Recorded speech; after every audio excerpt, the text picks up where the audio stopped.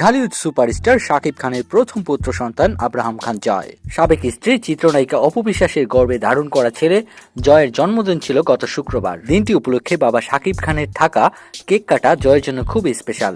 ছেলের জন্মদিনটা যে বাবার জন্যও স্পেশাল সেটিই দেখালেন শাকিব খান।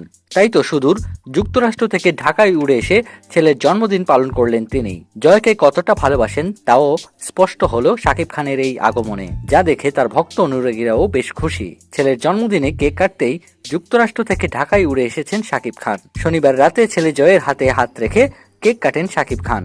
জয়ের জন্মদিন উপলক্ষে আগেই সামাজিক যোগাযোগ মাধ্যমে শুভেচ্ছা জানান শাকিব। শুক্রবার বিকেলে এক ফেসবুক পোস্টে পুত্র জয়ের ছবি পোস্ট করে তিনি লেখেন, জন্মদিনের শুভেচ্ছা আব্রাম, মনে রেখো তোমার যে কোনো প্রয়োজনে আমি সব সময় পাশে আছি।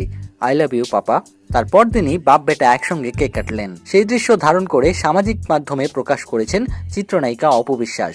শাকিব অপুর বিচ্ছেদ হলেও জন্মদিনে বাবা মা দুজনেরই আদর পেল জয়, যা দেখে নেট নাগরিকরাও বেশ উচ্ছ্বসিত। ভক্তদের ধারণা ছেলের সঙ্গে কেক কাটতে অপুর বাসায় গিয়েছিলেন শাকিব, আর বাবা ছেলের এই আদরের মুহূর্তগুলোকে ক্যামেরাবন্দি করেছেন অপু বিশ্বাস নিজে।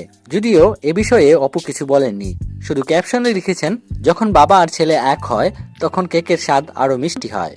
শাকিব খান 2 মাস যুক্তরাষ্ট্রে ছিলেন। গত বৃহস্পতিবার ঢাকায় আসেন তিনি। এদিন হঠাৎ নায়ককে নতুন রূপে দেখে চমকে যান তার ভক্ত অনুরাগীরা। দাড়ি বড় করে মাথায় ক্যাপ পরে সেলফিতে ধরা দেন তিনি।